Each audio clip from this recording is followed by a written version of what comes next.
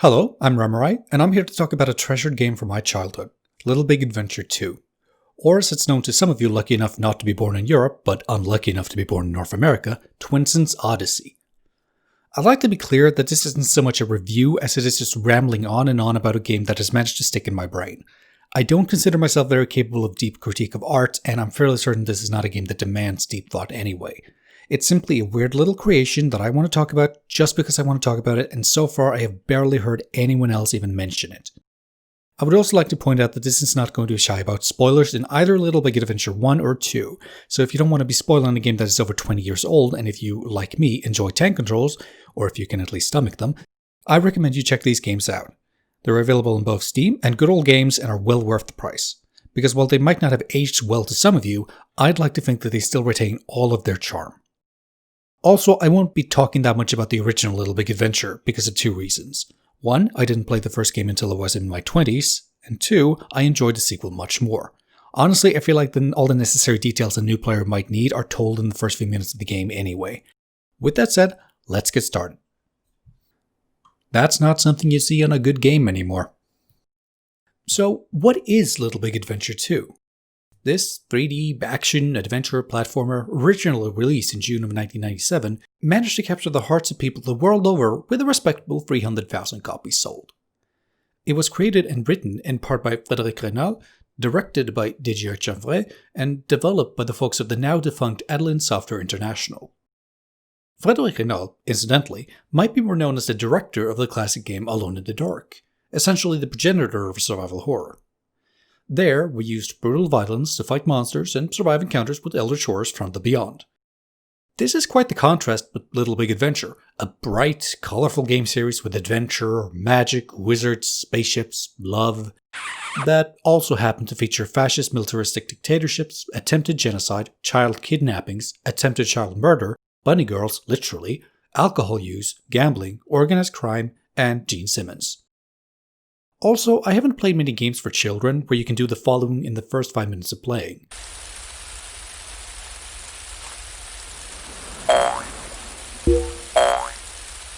Censoring it just makes it worse.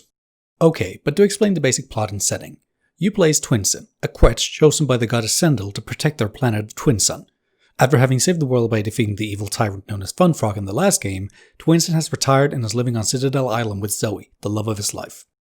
He sets out on a new adventure when his friend, a dinofly, crashes during a terrible storm and sustains a grave injury. To heal his friend, he needs a magical horn, but to get the magical horn, he needs to find the wizard. But to find a wizard, he needs to go to another island. But to get to another island, he needs to board a ferry.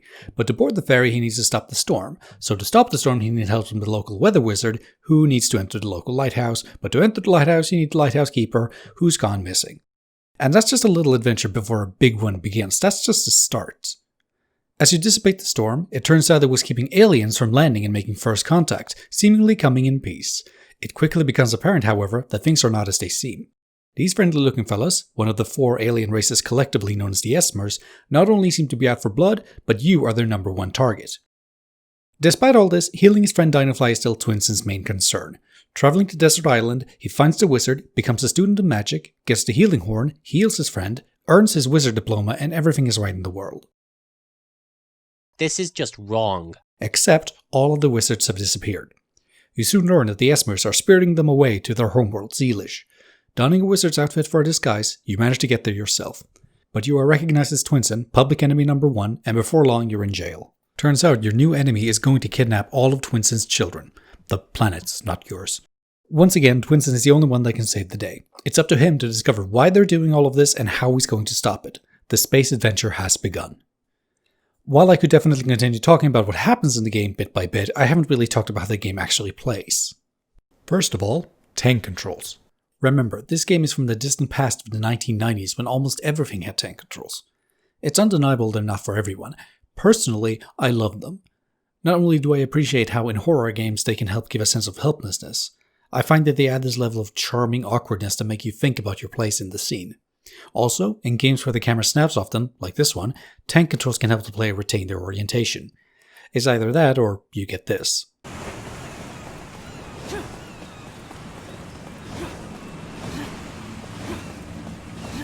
While very much a product of its time, it's one that I actively like. And in this game, if the camera you get isn't good enough, you can simply reset it directly behind Twinsen and reorient yourself. I haven't seen that feature used in a lot of games with tank controls. I'm sure there are examples, but if that's the case, I completely missed them growing up. What are these controls used for? Exploration, conversation, and simple combat. You tackle one goal at a time, sometimes needing to explore, but otherwise with a clear goal laid out before you. You get more and more items, sometimes with basically only one use, sometimes useful multiple times. You get new weapons and equipment constantly, allowing some variation how you play throughout the adventure. You can drive a car in this game. One thing that I don't particularly like, this one a holdover from the previous game, is the system that determines your movement. In Little Big Adventure, you basically have 4 behavior/stances: normal, sporty, aggressive, and discreet.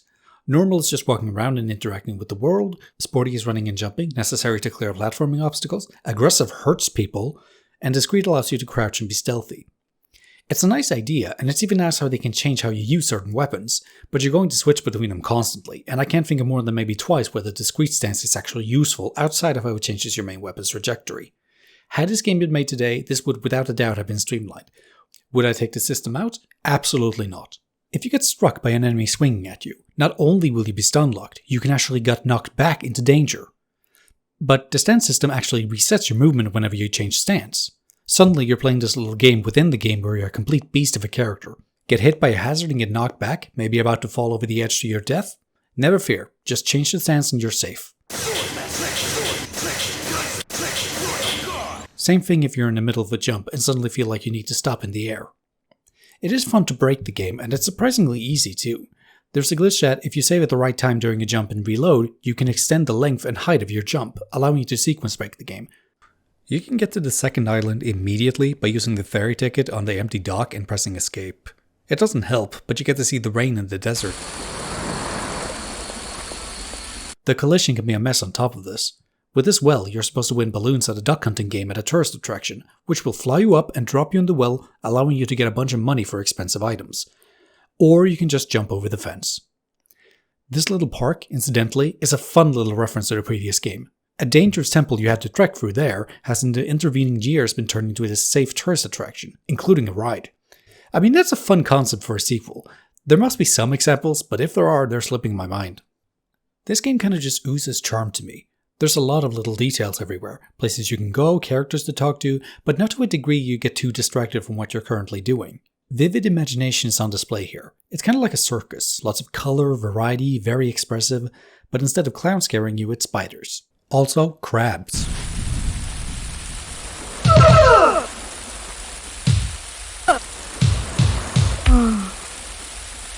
Locations have a flair to them. They're vibrant, different, and we're often going somewhere new to explore.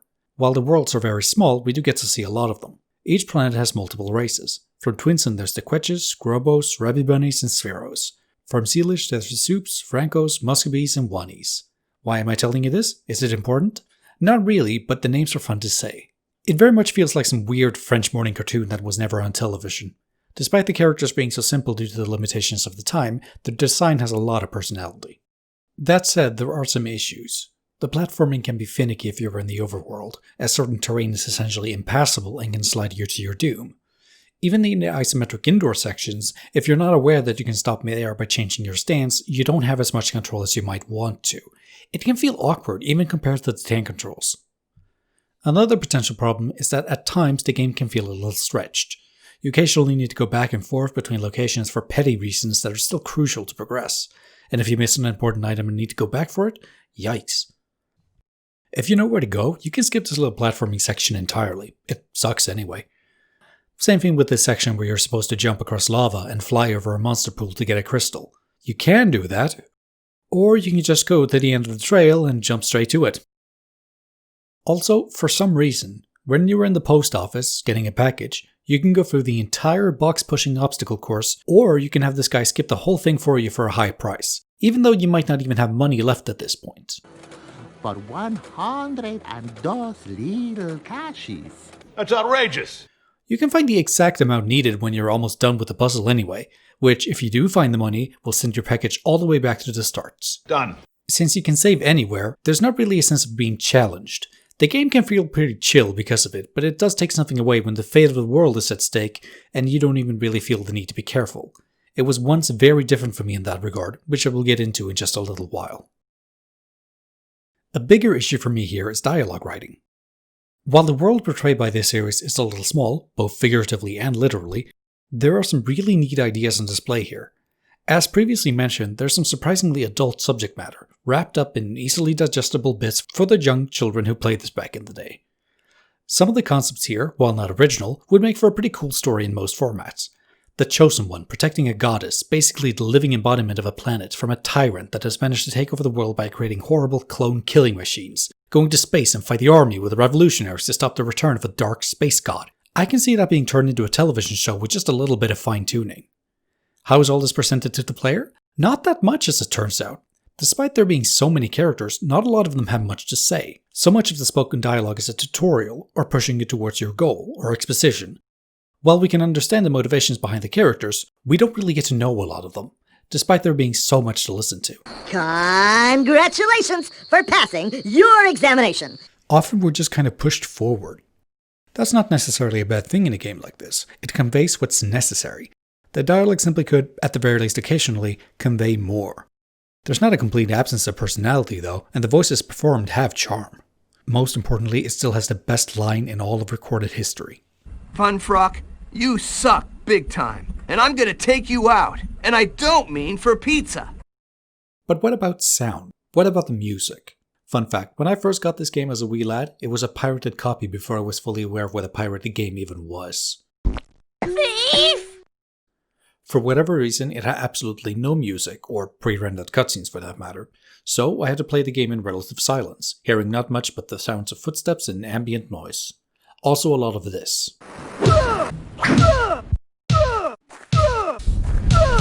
It was still good and had a distinct atmosphere to me. Then, much later in my life when the game was finally released on Steam, I was pleasantly surprised by the music.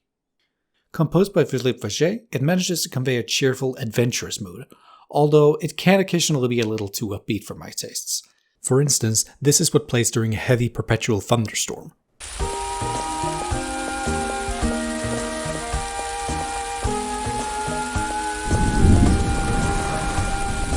Other times, however, it nails the tone. This is the sweet soundtrack that plays on the moon.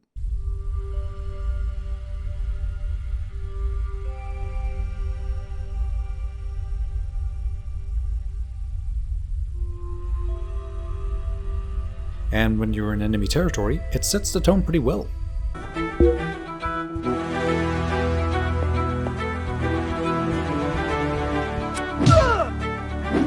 Cool! That music rocks, don't you think? Lots and lots of voice acting too. Twinsen often asks about his current objective and gets relevant responses. Hello, I'm trying to find the School of Magic. Hi. Did you see a wizard walk this way recently? There's a bunch of places you can hear the gibberish alien language if you don't pick up a translator until you're forced to have it.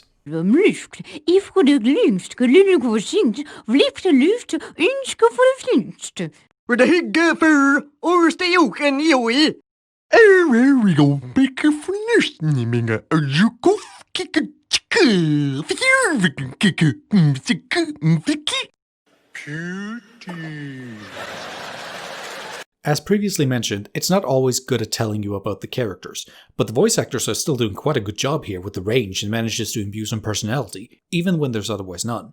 Although there are moments when it can feel a little stilted, like with an awkward inflection or choice of words. It's beyond your control. You have to play the hero. All right, Zoe. I'll take you back. If you want, sir, I can have you taken back up to the exit of the casino. It's okay. Twinsen is played by David Gassman, by the way. That's the end of my story. They say I went completely off the rails and that I'm not responsible for my actions. They locked me up and built you asylum for the rest of my days. I'll never know what really happened in the restaurant because in the eyes of the world, I'm just a dangerous lunatic. He's been in a lot of works and seems to be a capable actor. He was Rayman and Page, and I enjoy those games a lot. If you don't know who those characters are, don't worry, I'm not entirely sure we'll ever see them again. David Gassman makes a solid effort, but I will say that out of all of the characters, Twinsen is likely the one with the least impact.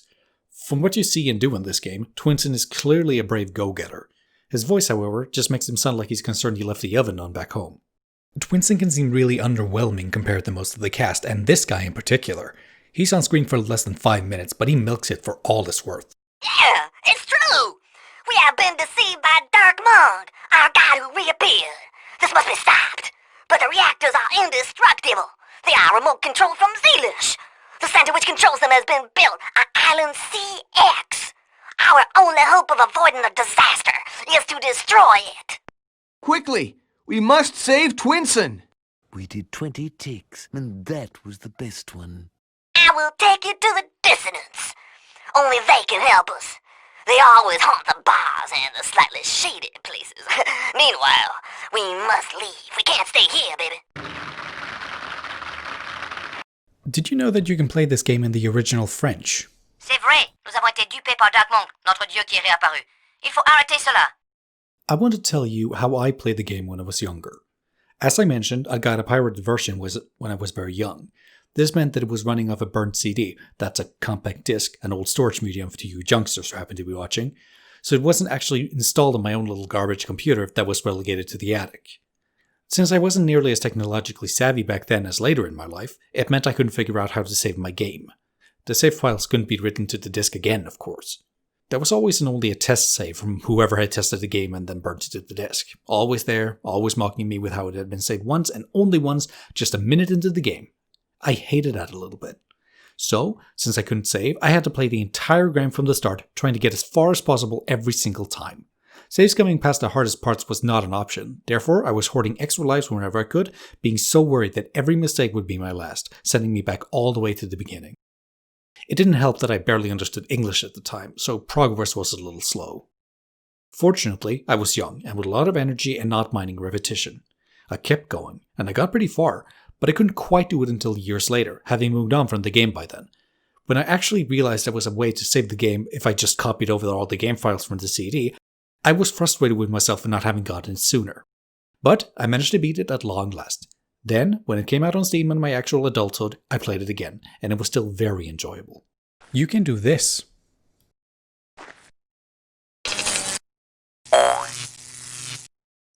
I have played a lot of games in my time.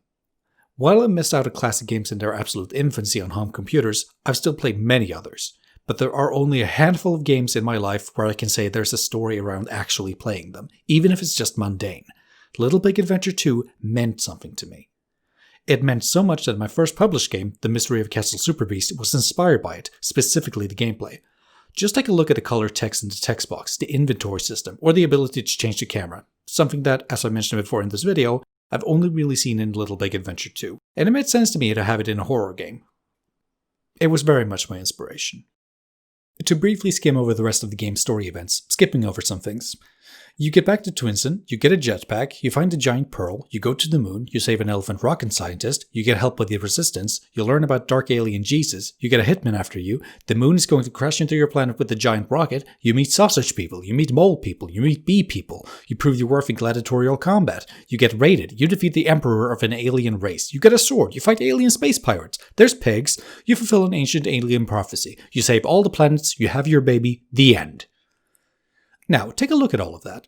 That's a lot happening in a very short period of time. That's crazy, wacky, that's kind of epic. This game takes so much and crams it into a sweet little adventure game for children. When compared to what either EA or Activision publishes over 2 decades later, that's quite the contrast. I would rather play this game again than 95% of all the games put out by EA in the past 10 years. And I wouldn't be surprised if it cost less today than a single of what their average loot boxes went for. Hello, sir, and welcome to Gambling Paradise. If you've watched this video for this long, thank you, by the way, you're going to be able to look at just a screenshot of this game years from now and say, oh yeah, that's Little Big Adventure 2 from 1997. I would argue that it managed to leave an impact. Now, that's just me. I would be lying if I said that nostalgia wasn't influencing my opinion at least a little. It's quite possible you play this and you hate it, and that's okay. It's old, it didn't have the things we take for granted today. Just a reminder that any criticism of the game, or even this video about it, is completely valid. While I mentioned that this game is made for kids, I mean that in a very positive way. Sometimes the phrase made for children is used to describe how people didn't or shouldn't put in the effort because they consider something for kids to be disposable, and I absolutely don't want to give the impression I share that viewpoint.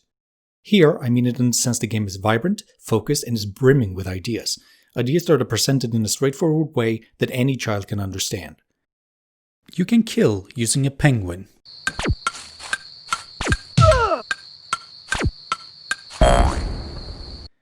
However, before I really wrap this video up, I'd like to raise a certain point.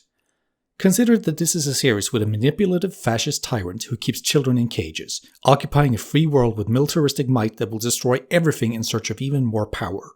It tells us you absolutely need to oppose and defeat them so we can all get along for a brighter future for our descendants. There are adult games made today that feature government and military that are less relevant and have weaker themes than this. I've heard some rumors that maybe people are working on something in this series, but while I'm certainly hoping for some good news, I feel like it would be best for me to simply be happy this game exists and is still available for anyone to play. If nothing else, at least the rights to the games are with one of the original team members and not with any of the publishers. What about Frédéric Renaud? His latest endeavor, at least by time of writing, was having founded a new game studio in 2014 named Gloomywood, which released the game Too Dark in 2017. I know nothing about this game, but it's available on Steam and it's rated very positive. Since Monsieur Renaud and his team at Adeline made this game that brought me many hours of joy, I would be remiss not to at least mention it. Thank you for listening to me ramble on. If you would like to experience the games for yourself, they're available on Steam and Good Old Games, which I think are technically different ports, but I haven't heard anything about it, so if they are, I'm sure it's fine either way. I do know that the company, .mu, along with the Steam port, released them on Android and iOS. Since I haven't played those versions, I can't tell if they're good or bad, but I'm just happy the games are available to people. I could tell you to like, comment, and subscribe and all that, or send me a tip on Ko-fi, but if you really wanted to, you would have done that anyway. Hope you have a great day. Thank you for your time.